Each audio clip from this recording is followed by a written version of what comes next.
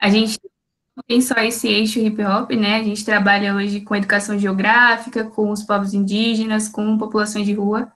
Mas, enfim, o observatório, ele agrega tanto quem é da geografia, tanto quem não é, né? A gente tem uma galera da comunicação social, uma galera da arquitetura. Então, tem sido muito bom trabalhar, muito bom caminhar na construção do conhecimento por conta disso. E, enfim, a gente procura entender os novos territórios que são construídos com base em modelos de existência solidária que existem e que estão nascendo. Então, a gente, como eu falei, a gente tem vários outros eixos, né? Mas a gente trabalha com esses conteúdos territoriais relacionados à cidade, municipalismo, justiça social e cidadania. E o nosso eixo temático é o hip hop. Hoje ele é composto por 4 integrantes. Então, eu, Gabriel, Ana Lu e Denário. E eu coloquei algumas palavras-chave aí que pode mostrar o que a gente tem mais se debruçado, que é entender o hip hop como movimento cultural, como uma descentralização cultural, as batalhas de rima, né, que é o que a gente trabalhou no nosso artigo, a repressão policial, que vem mais nessa perspectiva do Denário, que ele também fez, enfim, relacionando o direito à cidade, agora eu vou entrar com as relações de gênero e raça, trabalhando mais especificamente com gênero. Gabriel? Então, eu só queria comentar como é que surgiu essa ideia de estudar o hip hop.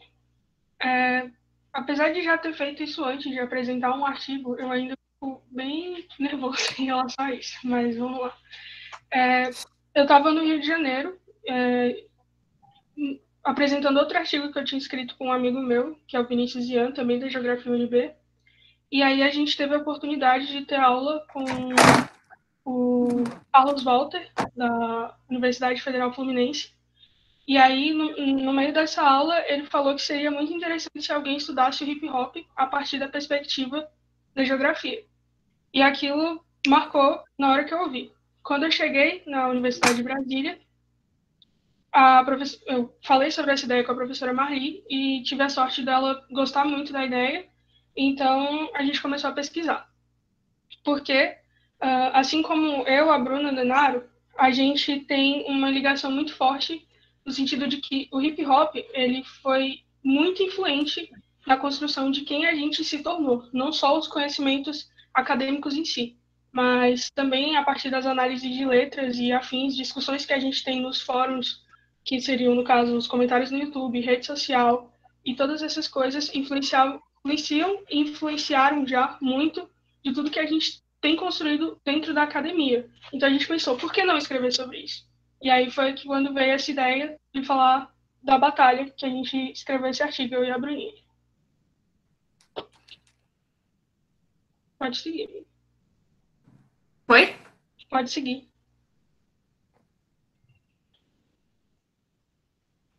Então, amigo, é você.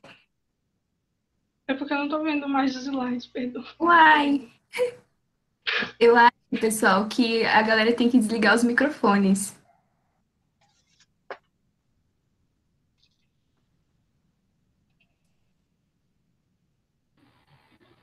Pronto, tá apresentando agora. Aí. Desculpa, pode continuar. A gente decidiu usar o hip hop na definição de Souza e Bernardes, que basicamente diz respeito sobre o movimento hip hop sendo um movimento cultural urbano juvenil, tem por excelência facilitar não, mas possibilitar a expressão desses jovens oriundos da periferia, bom, e eles focam aqui em cidades. E isso tem muito a ver com o que a Bruninha vai falar mais para frente, que é sobre a diáspora que rola nessas cidades onde o hip hop, onde o movimento cultural surge. Enfim, basicamente a definição é essa, assim, um movimento cultural urbano juvenil que possui como suas principais características a luta pelos direitos sociais de jovens das periferias da cidade. Ou seja, dentro desse movimento cultural, a gente está aqui debatendo coisas que fazem parte da vivência e realidade desses jovens, que não necessariamente serão tocados em outros espaços. É isso. Tá. Agora, focando, assim, mais ou menos em como a gente estruturou essa pesquisa, a gente teve como objetivo, né, discutir o hip hop e o rap enquanto movimento cultural formativo. Ou seja, explorando bem o que eu acabei de dizer sobre a importância do hip hop para mim, para Bruno e para o Denário, no sentido de que ele colabora, né, para que a gente consiga ter senso de algumas coisas que não estão bem. Bom, elas estão acontecendo no espaço, a gente está vendo toda a disparidade social, preconceito racial, preconceito, sei lá, sexual e de gênero, e a gente, sexualidade de gênero, e a gente não discute isso abertamente, por serem tabus, enfim. E aí no hip hop há essa possibilidade, principalmente, como a gente vai observar no trabalho, nas batalhas de rima, e enfim. Então essa foi a proposta inicial. Aí as batalhas a Bruna pode falar melhor, porque por problemas pessoais eu acabei não podendo participar tanto da saída de campo, mas ela tem propriedade para falar muito sobre. Então, sobre a batalha, para a gente chegar na batalha, a gente, na verdade, passou por toda a geografia do hip hop como movimento cultural, né? Então, a gente partiu lá de Kingston, na Jamaica, depois no Bronx, nos Estados Unidos, até chegar aqui no Brasil. Mas a gente entende um pouco mais quando a gente aprofunda nos estudos sobre a figura do MC, que é o protagonista nas batalhas de rima. Então, o livro de Tepperman, ele foi muito importante para a gente, e num dos relatos, ele fala que a incorporação dessa prática da batalha de rima surgiu por meio de um jogo, por meio de brincadeiras de crianças que brincavam de desafios verbais. Então, o freestyle, né, que consolida isso, consiste nisso, de você fazer rimas livres, seguidas de um ritmo, e com ideias bem-sucedidas, né, com ideias, enfim, que façam sentido ali para o que está sendo debatido, e é isso, a batalha de rima, ela tem essa caracterização de acontecer em lugares abertos e públicos, né, então, é mais ou menos esse o contexto do que seria uma batalha de rima, né, e a Batalha do Neurônio, em específico, que é o nosso estudo, ela acontece em Taguatinga, no Tagua Park, em todos último sábado do mês, e o diferencial dela, que é aí que a gente vai para o segundo ponto, né, o que diferencia a batalha de conhecimento com a batalha de sangue, seria essa modalidade que ela se insere, a batalha do neurônio se insere nessa modalidade de batalha de conhecimento, que o intuito é fazer rimas baseadas em temas específicos, e esses temas específicos são sugeridos pela plateia. Então, são rimas conscientes, que têm um tema pré-estabelecido, e é isso que diferencia da batalha de sangue. Enquanto a batalha de sangue é um ataque ali, de improvisação mesmo, a batalha do conhecimento ela já tem um tema que vai guiando todo o norte da batalha. E, enfim, na nossa análise, né, no nosso estudo, a gente viu os temas que eram abordados como racismo, como educação, saúde, machismo, e essa foi a nossa contribuição quanto aos resultados de campo da batalha do neurônio, observar esses fenômenos que acontecem lá. Bruno, eu acho que você vai ter que colocar a apresentação de novo, que alguém... Oi, gente. Pois é, alguém infelizmente está entrando na reunião e ativando a apresentação. Alguém entra, né, e ativa a apresentação. Então, peço que, por favor, se atentem a isso. E desculpa, Bruna, pela interrupção. Tudo bem, tudo bem. Foi? Aqui não sei pra galera. Vou tentar de novo.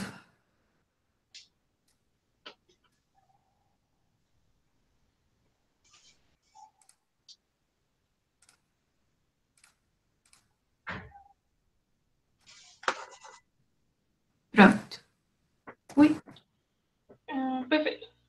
Dando continuidade, depois da gente definir qual seria a batalha, enfim, a gente vem para a metodologia, que foi a forma com que a gente pensou, né, fazer esse trabalho. A primeira coisa que a gente fez, obviamente, foi revisão bibliográfica, que admito que não foi a coisa mais fácil do mundo, visto que não tem tanto material assim sobre esse tema. Então, a gente acabou pegando alguns, principalmente das ciências sociais, bom, eu ao menos, e da ciências sociais no quesito tipo antropologia e sociologia, e antropologia da música, principalmente. E também, na educação, acabei por pegar bastante clássicos, porque, enfim, eu não tinha tanto conhecimento em relação à educação, assim, visto que estava no início da literatura. E aí a gente fez um trabalho de campo a partir da observação participante, né, que consiste a gente ir lá e vivenciar aquela localidade, vivenciar aquele espaço, território da batalha, enfim. E depois a gente faz uma análise dos processos formativos, e aí a gente usa Vygotsky, no sentido de que, entendendo a educação mesmo como uma mediadora que amplia a leitura e promove a intervenção da realidade. Exatamente nesse sentido, que é tipo, entender como que está ocorrendo esse processo formativo dentro do hip hop e o que ele tem para fornecer, para colaborar para que a leitura desses indivíduos se amplie e se amplie também de forma coletiva. E aí depois a gente vai diferenciar educação formal, informal e não formal, que são bases essenciais dentro desse trabalho. Tá. A gente usou Cascais e Teran para entender a diferença entre esses ambientes de educação formais, não formais e informais. Os ambientes formais, eles consistem basicamente no que a gente entende mesmo como a escola, que é já com aquelas diretrizes bem clássicas, enfim. A não formal seriam as instituições, como as igrejas, a própria família, enfim. E a informal seriam esses ambientes, como a batalha, como, enfim, como a arte, né? Como a arte se coloca para transformar a educação. E aí, e não somente a arte, por exemplo, sei lá, capoeira, e existem várias outras.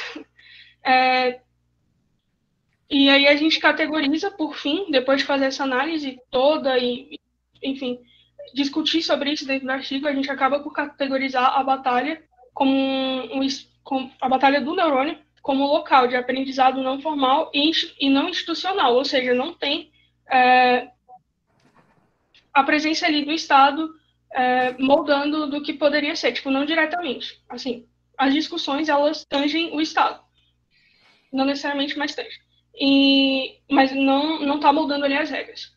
E aí, a gente entende também, por fim, que esse espaço, ele é, como a gente categoriza no laboratório, um espaço de esperança, um território de esperança, porque ele faz com que a juventude crie laços e se tornem sujeitos pensantes que recriam a forma de enxergar o mundo e de como vão tornar a ação deles, sabe? Tipo, como é que eu estou vendo esse problema, como é que eu posso pensar esse problema, como é que eu posso solucionar ele, enfim, basicamente.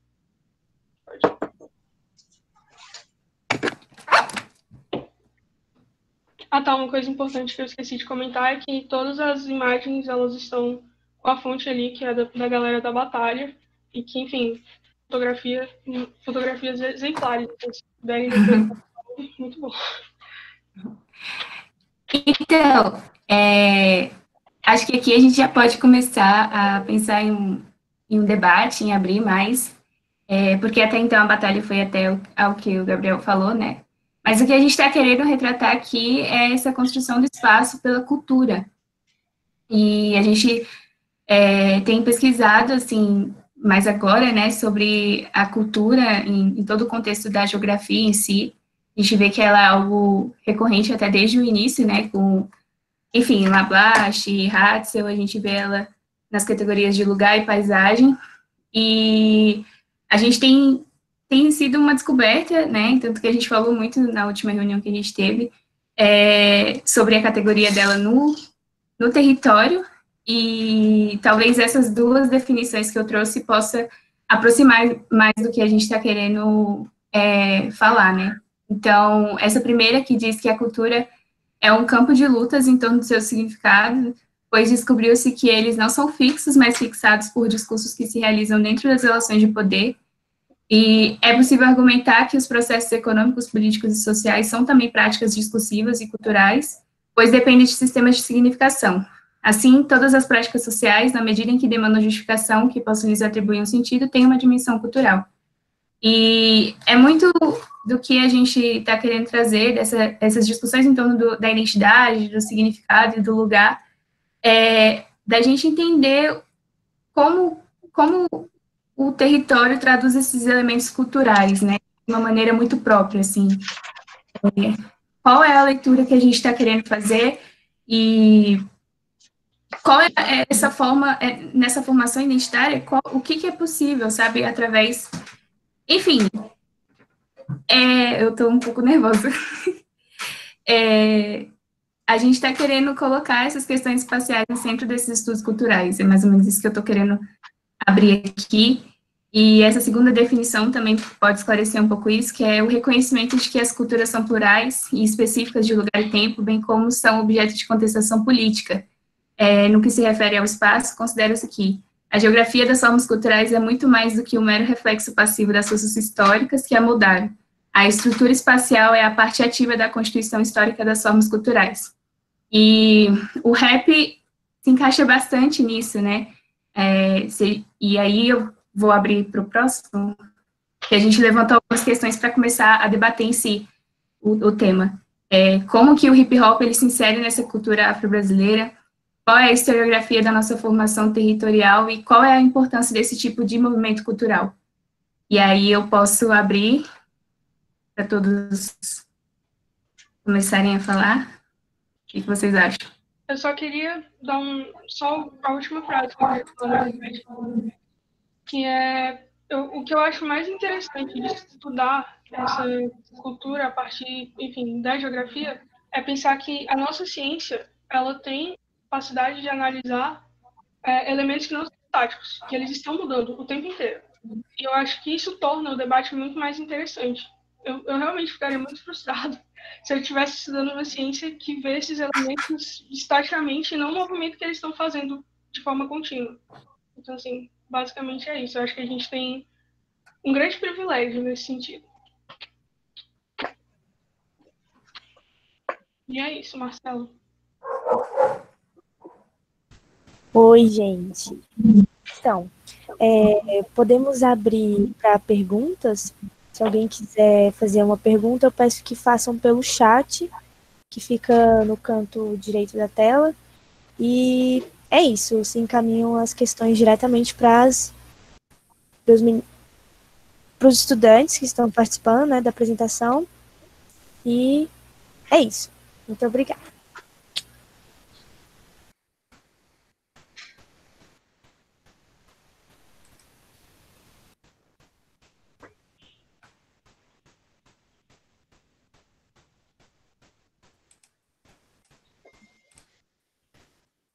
Na verdade, a gente poderia até iniciar, né, a apresentação do professor Rafael Sanzio e depois partir para as perguntas, né? Acho interessante. Então, ok, aí vocês podem fazer as perguntas pelo chat e aí no final da videoconferência eles respondem as perguntas direcionadas para cada um deles.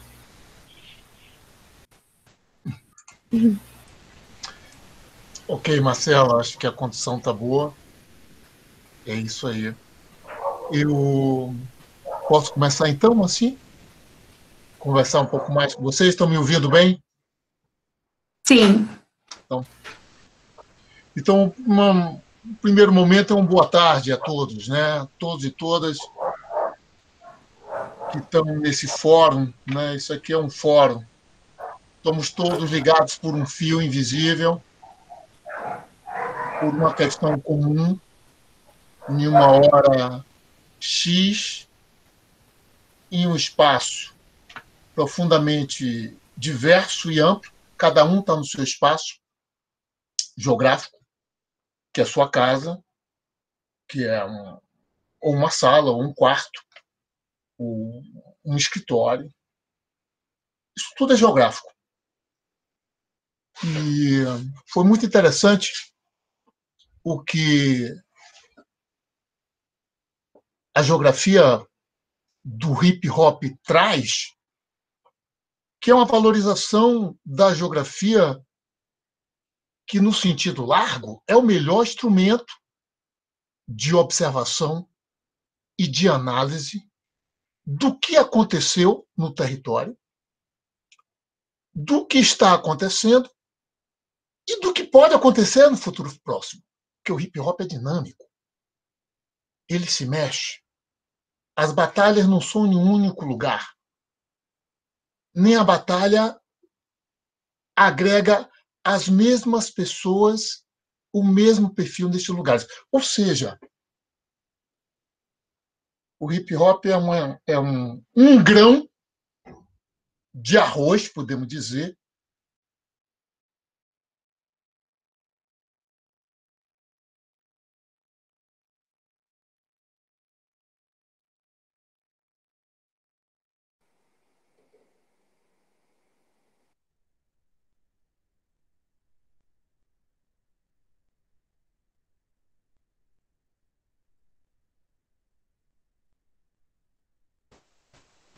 Oi, Rafael Sanzio, só um minuto.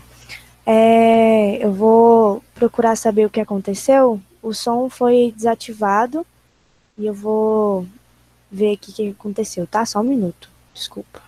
Vê se está melhor. Pronto, agora voltou. Deu? Bem, eu falei há pouco da importância do hip hop como e sua essência geográfica.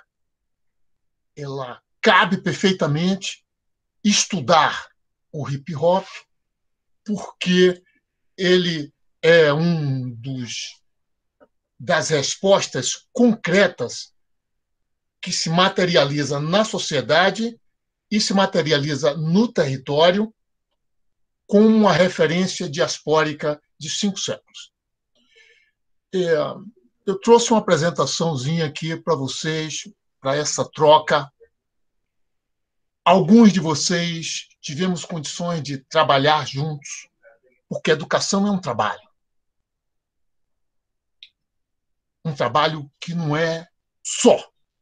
Ele acontece quando tem integração, quando tem movimento dos dois lados.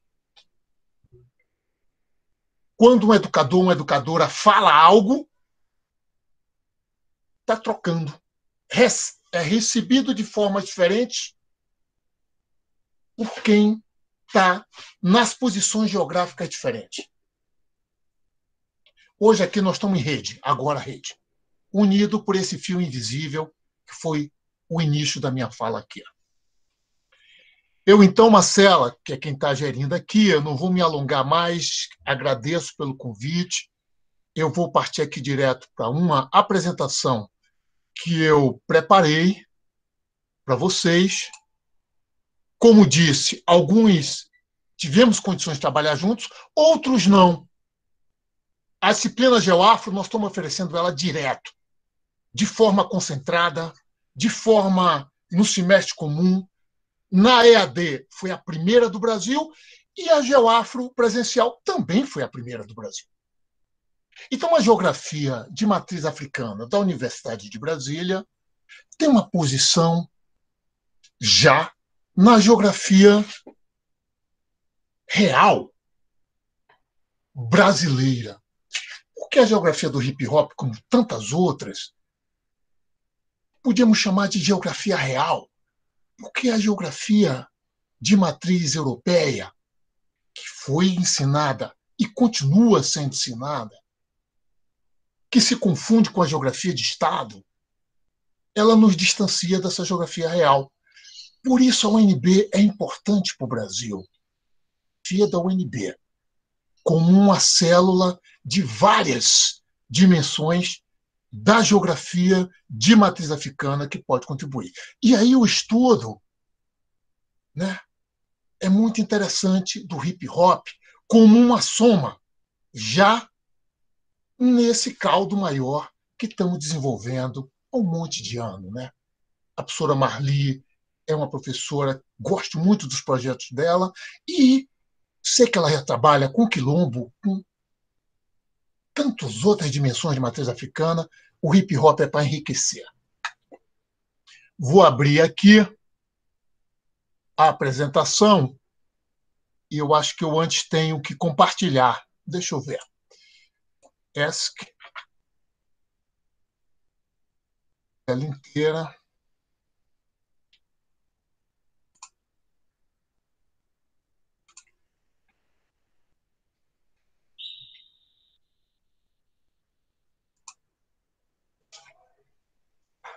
Chegou aí?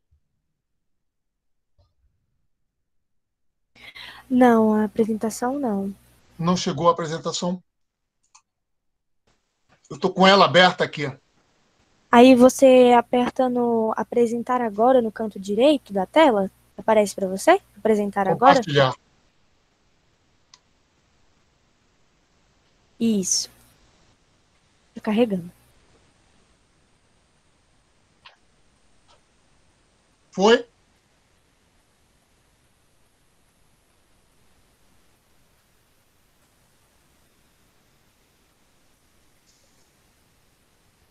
Foi. Isso, foi.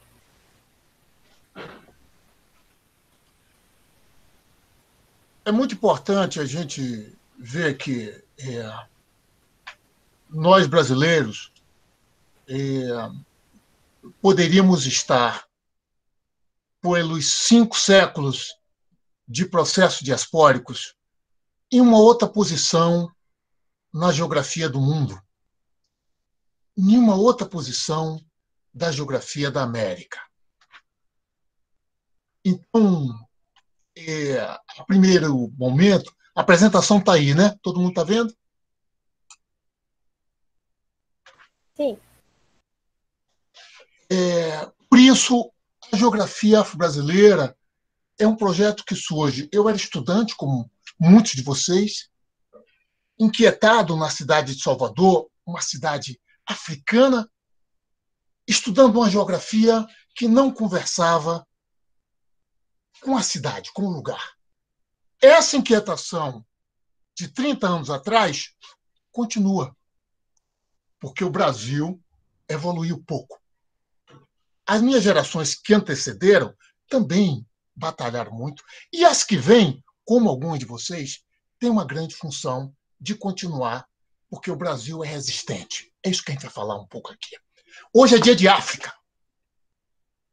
Não existe coincidências, existem sincronias. O Brasil, o país mais africano fora do continente, como ele olha para essa data? O que ele faz? O que ele expressa? A nossa formação territorial, ela só pode ser tratada devidamente se eu contemplo os movimentos diaspóricos do século XV, XVI, XVII, XVIII, XIX, XX e XXI. Eu só vou conseguir explicar o Brasil do agora, que era para ser como esse mapa antigo aí. O Tratado de Tordesilhas acabava ali, onde passa Pirinópolis. Mas não, o Brasil se expandiu, o Brasil alargou.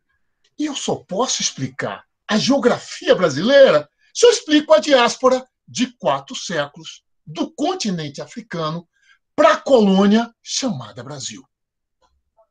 Então, a história brasileira, a geografia brasileira, todas as ciências sociais, humanas, aplicadas ou não, porque essa história de aplicação é um binômio. Todas as ciências são aplicadas. Eu só vou conseguir explicar se eu entendo esses movimentos desse mapa de 4 séculos. O que aconteceu no século XVI? no século XVII, no século XVIII, como o espaço brasileiro foi mudando com as grandes culturas plantadas para atender o enriquecimento da Europa moderna. A borracha, o algodão, o café, o açúcar. E os subprodutos derivados, a aguardente, o fumo de corda. Quem trabalhou nisso? Quais as tecnologias que foram aplicadas? Que esculturas participaram desse processo? Se vocês olharem bem nesse mapa, estão ali os grandes grupos étnicos no continente africano que somaram, alimentaram o melhor da tecnologia dos trópicos na construção do Brasil. E o alargamento das fronteiras é um dos aspectos evidentes disso. O Brasil tem, então, essa posição. Olha o que o gráfico mostra. É o pilar maior. Quem importou mais? Importou mais, a resposta da população atual também é demais. Só que o incômodo com o sistema escravocrata, os quilombos existiram sempre. Quilombos antigos, agora os quilombos contemporâneos, que foram perversamente os africanos e seus descendentes excluídos do processo civilizatório do país. Primeiro, não podiam ter terras. Antes, não podiam estudar. E depois o censo de 1872, onde foi revelado que a maior parte da população era de africanos, africanas e seus descendentes. Olha só, o Brasil já teve um momento histórico onde a maior parte da população era africana. Olha aí o modelo do censo, o de 1872. Depois começa o processo de embranquecimento. Inventam o mestiço, inventam o pardo. A pardalização do Brasil, um país continental. O que é isso? É para esconder quem? É para esconder que matrizes culturais? É para invisibilizar que tipo de cidadão, de cidadã? Então, o Brasil vai ser o último, junto com Cuba, a sair do sistema escravista. Portanto, vai sair zangado, porque ele não queria, era contra o sistema, a extinção do sistema escravocrata. Então, a partir do dia 13 de maio, que foi alguns dias atrás, o que aconteceu nesses 130 e poucos anos? Na verdade, a materialização da invisibilidade, da exclusão, da negação, do extermínio da população de matriz africana no país. Isso de forma institucionalizada. O que nós estamos vendo agora, nesse dia como o de hoje, 25 de maio de 2020? Quem está sendo extinto?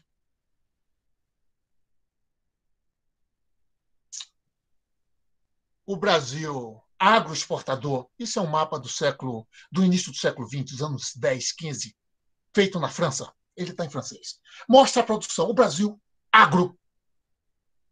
O Brasil mudou? A pergunta é essa. Ou continua um país agro? Essa é uma foto ilustre. O ministro do Trabalho com um menino negro na foto.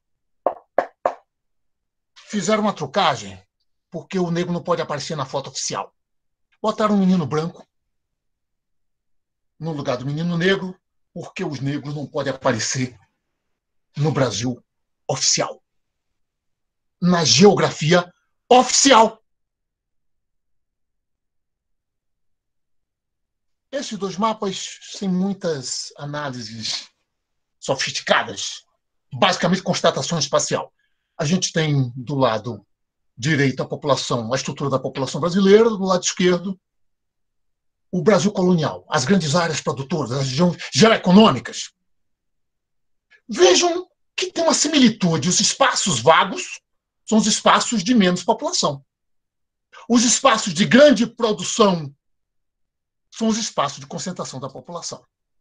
Então, o Brasil explorador, de mentalidade colonial do século XIX, continua atuando em 2020. Aqui é para explorar. Esse é um mapa também do século XIX. Tem um Brasil, uma parte da população brasileira, parou aí, cristalizou neste momento. Se sentem especiais, se sentem privilegiados e usam o modelo da desigualdade socioespacial para sobreviver a esse processo especulativo, depredador, explorador desses séculos. A população brasileira parda tem crescido a passos largos. Olha só, dos anos 40 até agora. Um país continental virou pardo. O que isso significa para a identidade brasileira? O que isso significa para o pertencimento dos brasileiros e das brasileiras? Quem é que está por trás do pardo e da parda? Quem é que tem desemprego? Quem é que é exterminado nas periferias brasileiras? São respostas que a informação é precária porque os dados são inconsistentes. Vivemos uma crise de dados, todos nós sabemos disso. Porque um país com dados, com informações geográficas consistentes, estaríamos num outro patamar de gerir os problemas, as demandas territoriais, emergenciais, sobretudo. Isso é geografia precária. Geografia antiga colonial, que acha que informação é poder, que terra é poder. Carregada de preconceitos, carregada de estereótipos. Olha o mapa dos estereótipos mundiais. Como é que a maioria... O que aprendemos sobre o continente africano? Como olhamos para ele? Como muitos europeus nos olham? Com preconceito. A água aqui está para beber? Aqui todo mundo é vestido de índio, de pena? De onde é que vem isso? Aonde se aprende isso? Esse atlas aí pode ir ali na rodoviária comprar 10, 15 reais. Abra uma página lá onde está o continente africano. O que vai aparecer? Floresta, bichos, macacos, gorilas, baobá. Isso não é só aqui. Vai ali, Londres, Paris, 1 euro, 2 euros, 3 euros, compra um atlas desse, onde faz uma certa associação dos africanos e africanas com animais. Aí está a raiz de algo muito vivo nesse início do século XXI. A criança nasce preconceituosa ou aprende? Quais os danos disso para a educação geográfica? Quem ensina isso? Quem se responsabiliza por isso? O Estado? A academia? A escola? A sociedade civil organizada? Para onde estamos indo? Os conselhos de educação.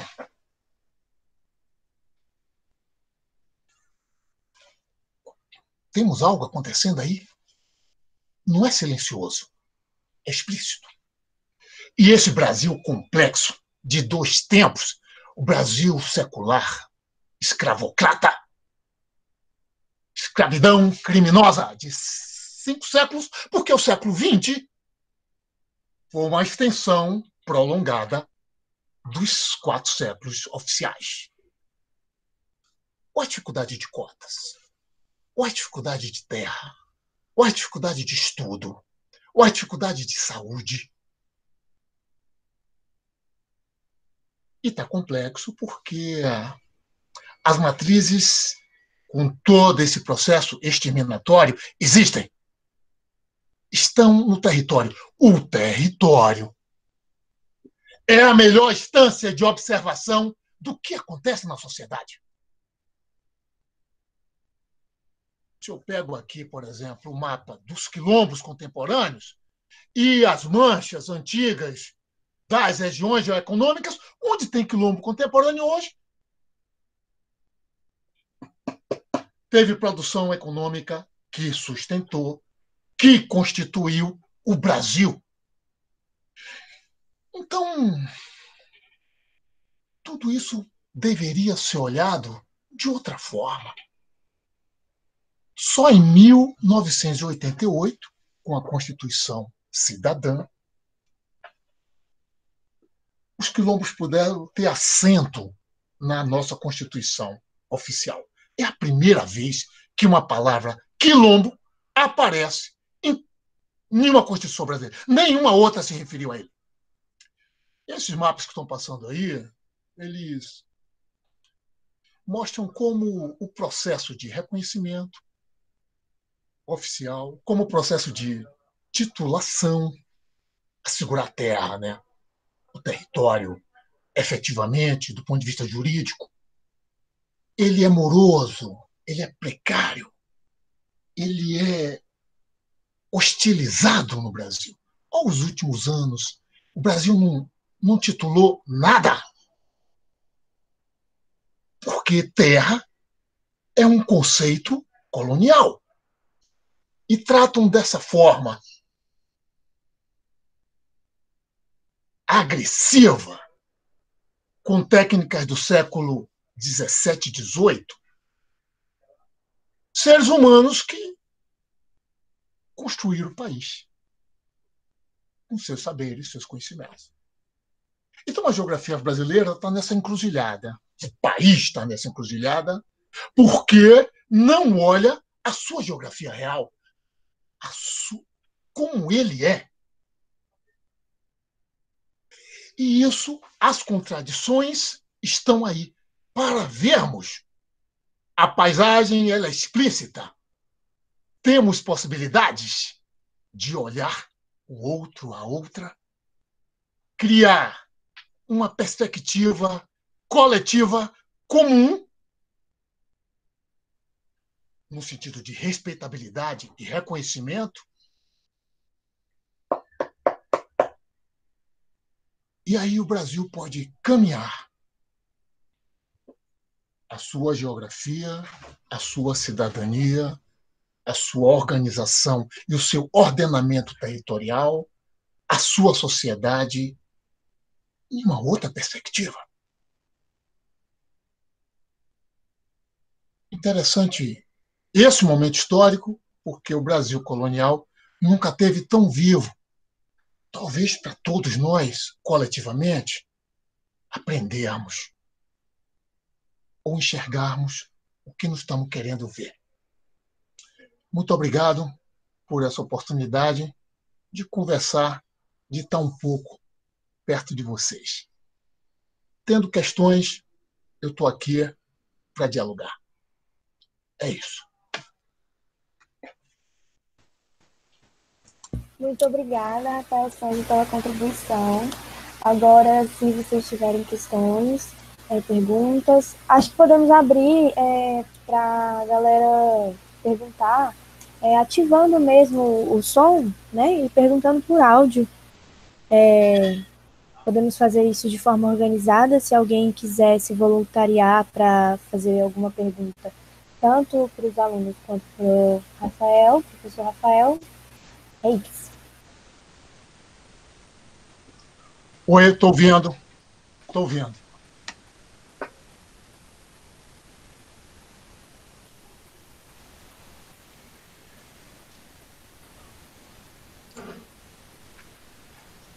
Se não tiver questões, eu acho que é uma coisa muito boa, sinal que todo mundo entendeu a apresentação anterior e essa conversa aqui agora.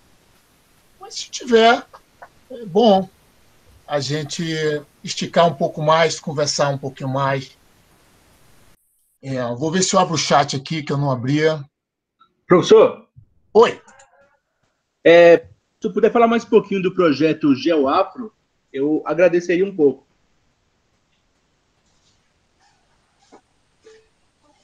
Falar um pouquinho do projeto GeoAfro. Tá. Estou falando com quem? Luiz Felipe. Oi, Luiz. Tudo bem? Você está em que semestre? Estou no 8º semestre. Ok, fechando já. Isso. É quase um geógrafo. Basicamente. Luiz, seguinte, o projeto GeoAfro, eu mostrei, já falei aqui a inquietação dele, né? É uma inquietação de minha vida como geógrafo, toda, certo? E como eu gosto de tecnologia também, amanhã a gente vai conversar também um pouco mais disso. Eu busquei casar essas duas coisas, tecnologia e isso. Você vê que a conversa tem cartografia, tem imagem, tem movimento, tem dinâmica, tem modelagem, isso tudo tem fotografia, fotos, mapas, modelagens, gráficas, porque o espaço é dinâmico, e o fundo é o Brasil invisível. Por que Brasil? Porque isso não é de uma região do Brasil. O Brasil colonial se formou, se constituiu com as regiões geoeconômicas coloniais. Nós estamos aqui no Goiás, por exemplo. O que é Brasília? É Goiás, cara. Nós estamos em território goiano, que virou Distrito Federal. A comida, os hábitos, está se perdendo um pouco, mas vai ali em Planaltina. Estou falando isso por quê?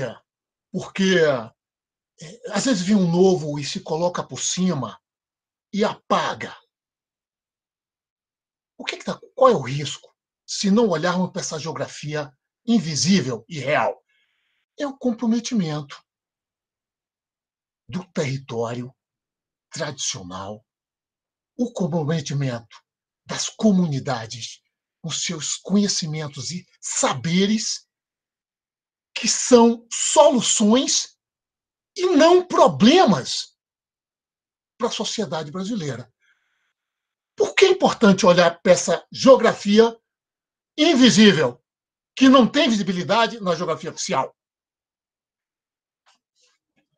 Porque nós estamos deixando passar uma possibilidade única, existencial, que é botar o Brasil em uma posição geopolítica que, como soube dialogar, lidar, respeitar a sua historicidade territorial. Como o Brasil pode existir sem considerar 4 séculos de sistema escravista, o mais escravocrata da América, e querer ser um país branco? Como pode ser um país branco? Em algumas ilhas. Uma cidade como Salvador, como Rio de Janeiro, como Fortaleza, como Belo Horizonte. Ilhas urbanizadas, organizadas. De cima é um grande favelão. São 2 Brasis. O Brasil aceito, oficial, e o Brasil não oficial, que é irregular, que tem uma matriz étnica dominante. O projeto GeoAfro vai nessa perspectiva, seja do ponto educacional, seja do ponto do ordenamento do território, seja do ponto de quê? Da intervenção. Então, a gente ajuda a projetos, por exemplo, resistência e sobrevivência dos terreiros urbanos. O Distrito Federal hoje é exemplo para o Brasil todo. Fizemos um mapeamento de Brasília, do Distrito Federal urbano, com um método simples. Alguns estados brasileiros estão usando. A nossa referência é essa. Quanto mais pudermos colaborar com método, com conceitos, com procedimentos, a geografia se fortalece.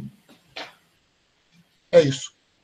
E temos página, né? Eu tenho uma página aí, foi na apresentação, é a minha pessoal, mas tem a página do Projeto Geoafro dentro da UNB. É só entrar UNB, projetogeoafro.com.br, vai cair lá. Nós temos um portal, Projeto Geoafro Brasil, está tudo lá. Posso sim. É isso. E vai nos visitar lá no CIGA. Quando esse evento passar, vai ser um prazer lhe receber lá. Ok, professor, muito obrigado. Olá, professor, temos uma lista de perguntas no chat, tá? Aí, tá bom. Tá bom? Você sugere o quê? Que eu dê uma lidinha, sintetize, alguma direcionada para o pessoal, os estudantes anteriores? Bom, a primeira... Qual é o site, né? O site, Rodrigo Vilela, me responda aí no site mesmo, por favor. O site do CIGA, as páginas pessoais, me faça a gentileza aí. O Rodrigo Vilela é pesquisador colaborador, ele está aqui nesse fórum, é pesquisador colaborador do Projeto Geoafro, trabalha com quilombos desde sua época da graduação. Talvez, se ele quiser dizer qualquer coisa, para mim é um prazer ouvi-lo, porque é a experiência concreta. Era um estudante como vocês, hoje continua estudante, mas já em outro patamar. Está fechando seu doutoramento, então, e a matriz afro-brasileira da geografia continua presente. Então, nesse fórum aqui tem um exemplo concreto de que estamos plantando sementes e essas sementes estão virando árvores, estão dando frutos. Isso é o principal de uma universidade fazer. É a função, não tem nem mais nem menos, é a função. Fazer bons pesquisadores, boas pesquisadoras, dar bons estímulos, porque estamos todos aqui transitórios. As sementes que plantarmos talvez prospere. Nada é certo, mas é bom ver, né, quando isso ocorre. Rodrigo, você quer falar um pouquinho aí?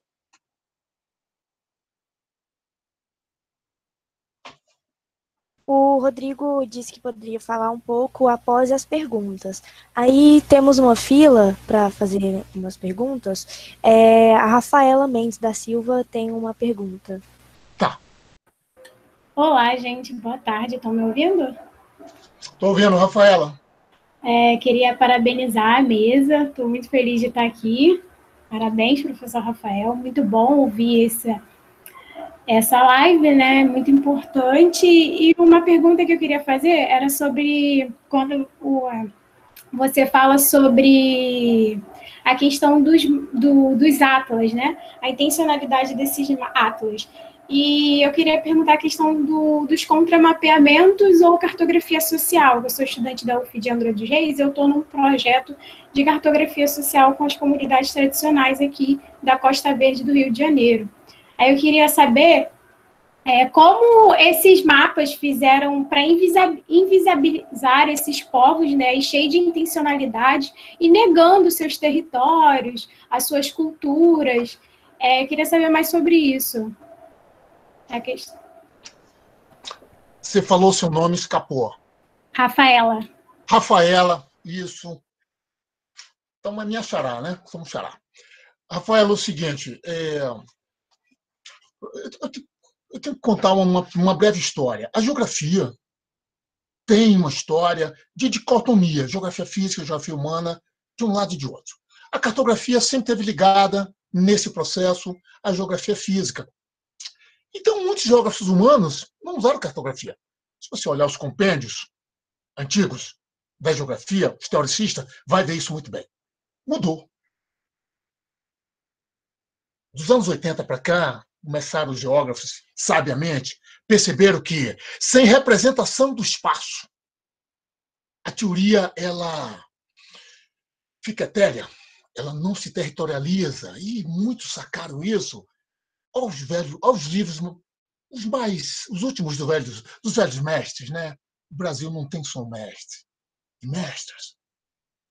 Já tem bastante representação. Isso mostra a força da cartografia como um instrumento da geografia. Todo mapa é um produto para vários usos. E aí, nesse sentido, ele já é um produto. Eu entendo que o mapa é um documento. Ele é um documento social. A cartografia, na sua essência, é ou pode ser social. Vai depender de quê, Rafaela? Do uso que eu dou, da perspectiva que eu trago para um documento cartográfico.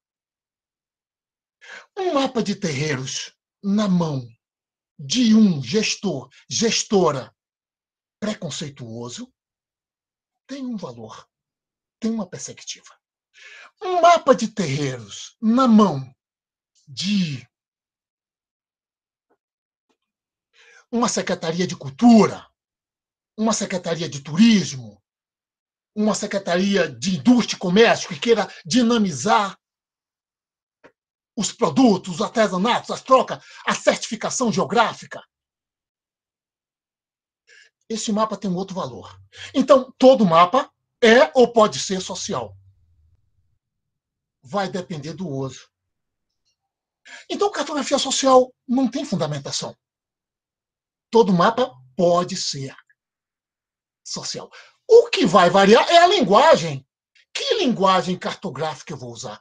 Para todos entenderem, qualquer cidadão comum.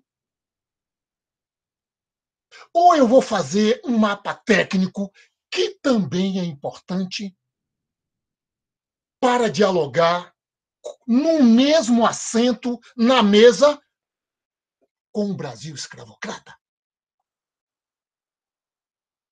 O mapa dos terreiros que fizemos aqui do Distrito Federal tem a logomarca do governo federal, da Câmara dos Deputados, do antigo Ministério da Cultura, da Fundação Cultural Palmares, da Universidade de Brasília.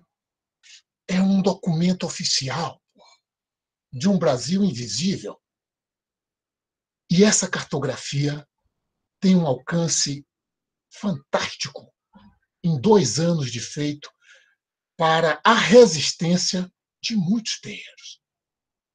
Podia falar isso também de mapeamento de quilombos que fizemos, continuamos fazendo. Então, eu diria para você que faça uma cartografia que atenda bem a comunidade que você está representando. É bom que ela saiba das técnicas para se apoderar, que ela entenda a linguagem dos mapas e bote o mapa na mão dela com a sua assessoria e vá participar das reuniões da gestão, da governança. Aí o mapa cumpre sua função social, a função. Porque a gente não pode ter o risco de parcelar uma ferramenta básica, geográfica, na essência, em fatias, enfraquece a cartografia. Cartografia é cartografia. Não pode ser fragmentária. A função que ela vai ter vai depender da perspectiva do usuário, da usuária, de quem vai conduzir o processo. Espero que tenha colaborado contigo.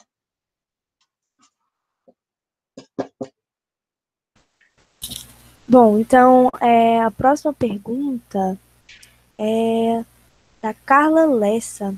Carla Lessa entrou na fila.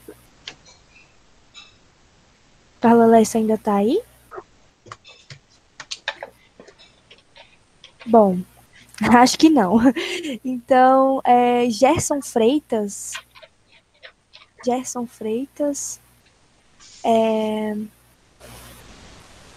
Não sei se ele ainda se encontra. Bom, próxima pessoa é a Maria Alice. Maria Alice, ela mandou a pergunta pelo chat. O senhor quer que eu leia a pergunta? Leia aí, por favor. Tá. Ah, não, o Gerson apareceu, ó. Me perdoe, eu estava sem áudio. Eu enviei pelo chat a pergunta ao professor Rafael. Boa tarde, professor, e a todos. Boa tarde, Gerson. Professor, o senhor prefere a leitura da pergunta pelo chat ou que eu Não, faço? leia aí. Pode falar verbal para todos já ouvirem e a gente conversar um pouco. Obrigado, professor.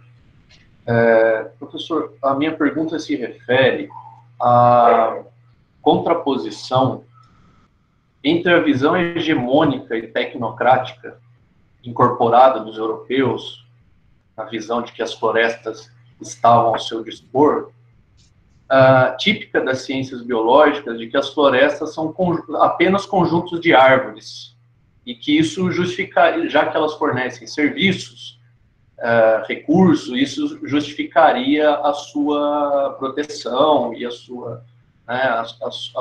estratégias. Isso em contraposição à ideia de que as florestas são ambientes construídos pelas populações que as habitam, especificamente as populações quilombolas. E, nesse sentido, que essa geografia que o professor colocou, essa geografia real, a geografia de Estado, ela não dialoga com essa geografia real dos quilombos, nas florestas, a ponto de, como eu coloquei aqui no chat, a dona Vera, liderança da comunidade da Fazenda em Ubatuba, colocar da seguinte forma: nós não existimos na cartografia, né? Nós não existimos, não somos nós que moramos no Parque Estadual da Serra do Mar, é ele que mora no quilombo, ele que está na nossa casa. O senhor pode comentar, por gentileza, esse antagonismo entre essa visão hegemônica e as florestas enquanto espaço construído pelas populações quilombolas? Olha, Gerson, nós temos aí pelo menos duas perspectivas para compreender melhor. Primeiro, vamos ver a geografia de seu ferramental. O que tem uma ferramenta na geografia chamada perícia geográfica, que o instrumento principal da perícia geográfica é a cartografia. Então eu vou contar, na verdade, duas histórias. Uma primeira história é um terreiro na Bahia. Um terreiro na Bahia, na cidade de Salvador. Um terreiro que foi constituído nos anos 20 do século XIX. Do século XX. Nos anos 20, O terreiro do Axé ao Povo Funjá. Um dos terreiros mais tradicionais do Brasil. Se olharmos de cima, eu tenho essa imagem aqui, só que demandaria tempo para trazer para esse papo. Eu vejo uma floresta ciliar, uma lâmina d'água, o urbano colado, mas a lâmina d'água, a lagoa está lá, a floresta está lá. Por que essa floresta resistiu? Porque o terreiro tinha fronteiras definidas, rígidas, por causa do preconceito. E a floresta sobreviveu. E em volta, dê uma olhada depois, São Gonçalo do Retiro, cidade de Salvador.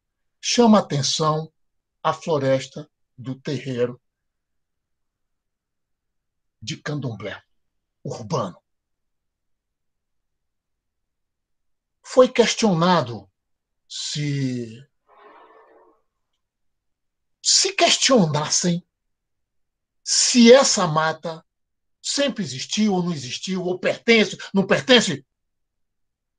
Os mapas antigos, as fotografias antigas, seriam ferramentas documentais para dizer que o terreiro urbano é solução para o meio ambiente e não problema. É a maneira de dialogar com o sistema dominante escravocrata de 5 séculos que saiu do sistema escravista sem querer. Temos que ter documentos oficiais.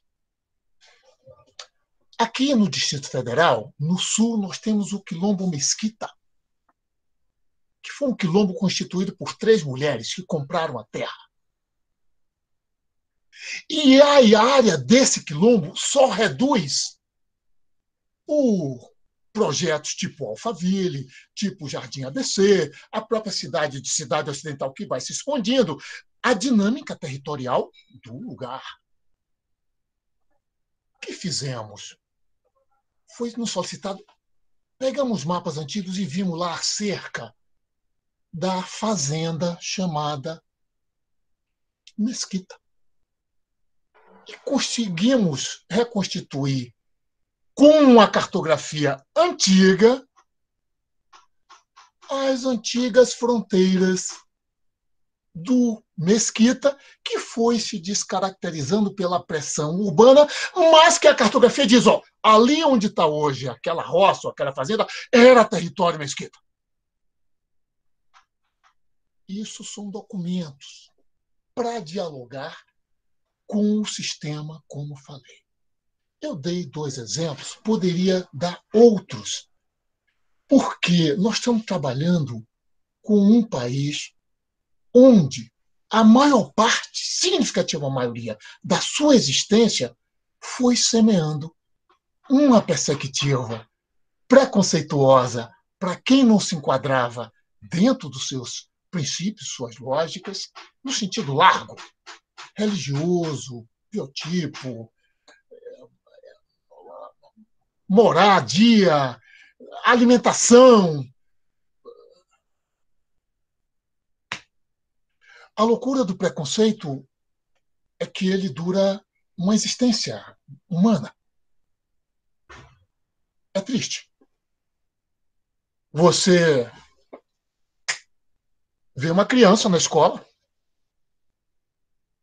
brincando com todos lá, 7, 8 anos, mas aí vê o menino pretinho, a menina com os cabelos, ou alguém diferente. E aí vai lá e começa o massacre. Esse menino, essa menina que faz o preconceito, que exercita, vira um rapaz de 15 anos e continua olhando os meninos pretos, ou as meninas, e achando que não servem.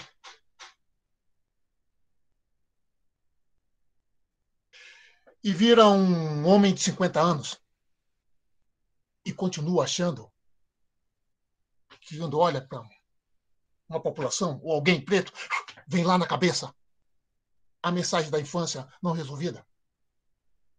E vira um senhor de 80 anos.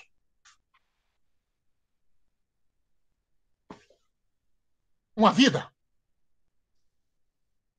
Aí, o Brasil precisa realmente, deve, olhar de frente, porque nós temos uma doença secular. Um preconceito estrutural que atinge a maior parte da sua população. E isso merece uma atenção do Estado preconceituoso. Então, eu diria que dialogar com o Estado com ferramentas que a geografia possibilita. Estou falando do universo da geografia. E que subsidia outras áreas. O geodireito bebe das perícias geográficas. Sem as perícias geográficas, o geodireito. Essa terra é de quem? Esse terreiro estava aqui antes ou depois da APA, da criação? Bem, a APA, o terreiro é dos anos 40. A APA foi criada nos anos 80, não tem nem discussão. É a APA quem tem que respeitar o terreiro, não a APA, não o terreiro respeitar a APA, que foi o caso que você trouxe. Então, trabalhar com as ferramentas geográficas, que às vezes esquecemos delas, né? Porque nós temos um problema real. Esse papo é de amanhã. que é a banalização dos conceitos e das nossas ferramentas. Amanhã eu vou conversar um pouco mais sobre isso, mas vale a pena dizer que esse também é um dos nós do que acontece agora, é o pouco uso das nossas ferramentas que ajudam na governança. Espero que tenha te ajudado. Mais alguma questão, Marcela? Então, tem muitas questões, Sânzio. Vamos fazer o seguinte, Marcela, assim, eu sei que não vamos esgotar todas. Fala para o povo, tem outros papos do professor Rafael, eu estou aí na área. A gente pode também programar um outro dia para não esgotar e não frustrar. Você vê aí o que é mais sensato. E que hora é essa? São agora 5h13. Hein? Quanto tempo você quer esticar isso aqui?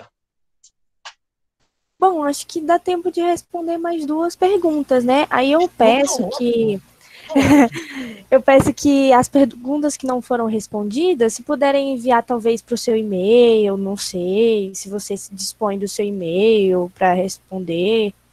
Olha, eu diria o seguinte, dá uma olhada nas questões. O que você puder juntar, eu confio aí na sua capacidade de gestor aí do negócio, junta de repente eu respondo mais de uma pessoa com uma questão, porque Tá bem. É isso, né? Beleza. Eu vou ver aqui no chat. Só um minuto. Vou pedir aqui um minutinho, vou aqui no toalete e já volto.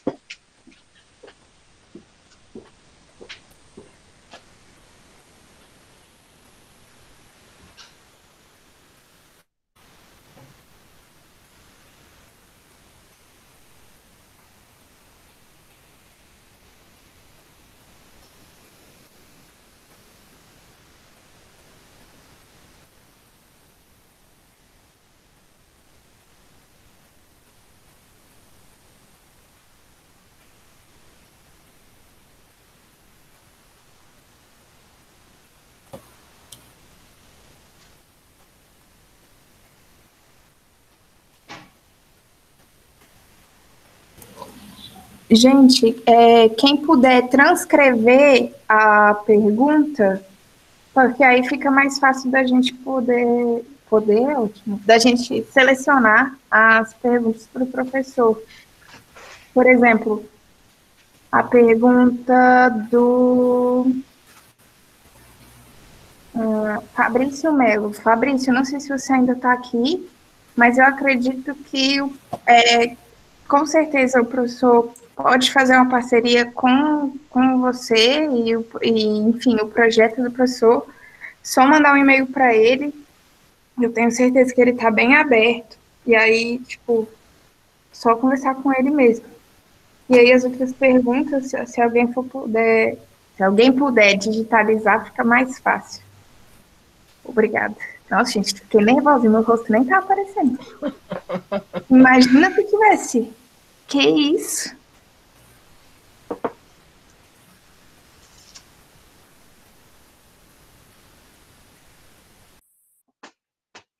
E aí, Marcelo, você quer ler alguma aí? Então, eu estou ainda dando uma passadinha de olho nas perguntas para selecionar uma que englobe mais. Tem 2 questões assim que são bem diretas, acho que assim, eu vou ver aqui só um minuto. Eu tenho uma pergunta.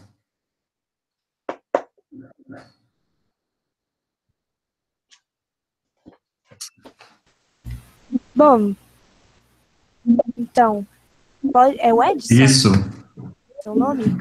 Ah, tá, você estava na lista, né? Pode fazer sua pergunta, Edson. Exato. Boa tarde, professor Rafael Sanz, eu sou professor do Instituto Federal do Norte de Minas Gerais e atualmente eu faço doutorado em Geografia pelo UERJ, em que eu trabalho a questão do patrimônio Cais do Valongo como um patrimônio mundial da humanidade. Eu queria saber como que é essa discussão a nível de Brasil, no exterior, para falar exatamente desse patrimônio, as discussões do Brasil relacionado às questões afro, no aspecto geográfico. Muito, muito bom saber do seu trabalho.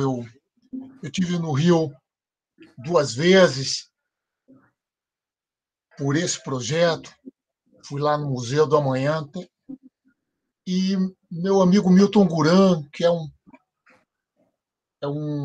dos caras que tocam isso bem, é o representante nosso na Unesco. O que é que eu posso falar? 2 coisas.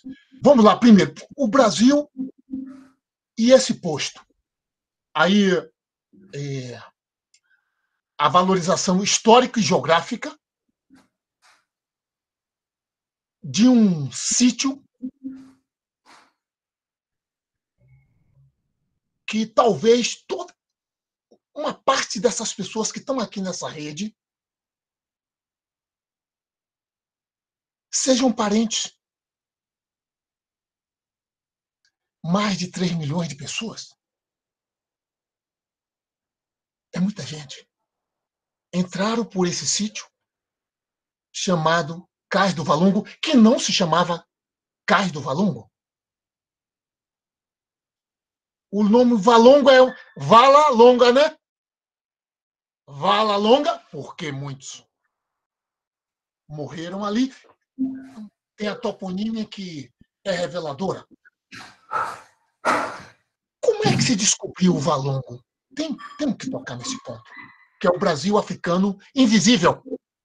Os aterros, né? Que eu falei aqui hoje, um pouco, breve, rapidamente, a modernização do século XIX das grandes metrópoles brasileiras, onde muitos terreiros, muitos quilombos foram expulsos dos centros das cidades para dar lugar às reformas urbanas. Recife passou por isso, Salvador passou por isso, Fortaleza, Belém, Rio de Janeiro é o caso mais clássico, São Paulo e por aí vai. No centro do Rio de Janeiro, pela sede do Império, a violência vai ser maior no ponto de vista da agressividade. Então, o Valongo vai ser aterrado pelo menos 3 vezes. A gente fez uma cartografia antiga para dar apoio ao Milton Guran no projeto antes de ir para a Unesco, em Paris. E deu para ver que as sucessivas aterros iam deixando cada vez mais difícil se chegar ao Valongo. Nas obras no centro do Rio, para os Jogos Olímpicos, que o Rio de Janeiro ia sediar, um acidente da obra descobre os vestígios. Aí a comunidade, as entidades representativas, os pesquisadores, as pesquisadoras. Por isso a pesquisa é importante. A pesquisa não dá força, nos dá respaldo. Por isso, conhecimento. Porque nós estamos diante de um monumento, de um sítio, de valor ancestral inimaginável para o Brasil, não é para o Rio de Janeiro só. Essas foram premissas que compôs o dossiê. E deu certo. Porque sítios semelhantes é Hiroshima na Ásia, o Holocausto de Judeus na Europa, Polônia. E o terceiro sítio é aqui no Brasil, que é o Holocausto, com sede no Rio de Janeiro, do sistema escravista de 4 séculos, que estamos falando aqui. Que o Brasil tem dificuldade de olhar de frente. Daí o abandono do sítio. A Unesco reconheceu, mas tem as dificuldades institucionais. O mosaico institucional municipal, o mosaico institucional do Estado, o mosaico institucional da nação. É governança. Nós temos um sítio com dificuldade de governança real, que é o que você deve estar passando, seja do ponto de vista técnico, seja do ponto de vista da condução das demandas. não era para o país mais africano fora da África ter dificuldades de gerir um monumento tão relevante como esse. Porque, inclusive, questões que antecedem ela não estão respondidas. Cadê o grande museu brasileiro do Brasil africano? Não temos. Cadê o reconhecimento do Estado pelos séculos de sistema escravista? Não acontece. Então, a pergunta-chave é quantos valongos existem pela costa brasileira e que continuam invisíveis, continuam sem lugar na historicidade oficial, na geografia real. Então, o seu trabalho é muito importante. Você, como geógrafo, deve não perder de vista a referência historiográfica ancestral do sítio que você está trabalhando e não perder de vista que o racismo, o preconceito estrutural, permeia as dificuldades também de uma eficácia, pelo menos em um bom projeto implementado de visita, conhecimento do sítio. Me lembrei agora de uma visita técnica que eu fiz a Atlanta uns anos atrás. Um congresso lá de brasilianista, tinha uma mesa de quilombo, e aí eu fui lá, o presidente da Palmares me convidou para ir com ele. E eu o convidei também. Nós fomos lá no memorial do Martin Luther King, um lugar, a igreja lá, aquele horário, um monumento, cara. Tudo.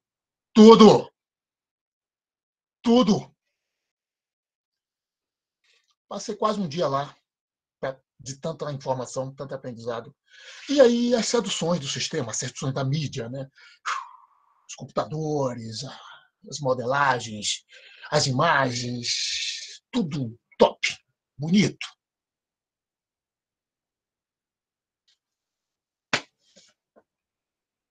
Então, eu diria que o Valongo seria uma pérola para o Brasil agora. Um bom projeto, com luz, para todos os afro-brasileiros, olharem para essa pérola e, opa, tem algo acontecendo. Estamos sendo vistos.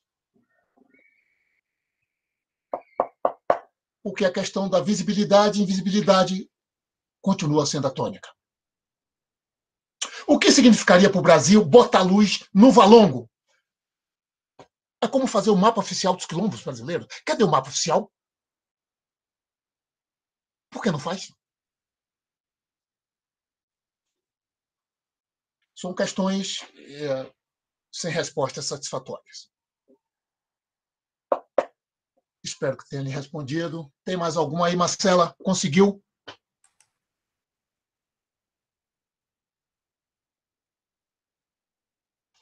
Alô?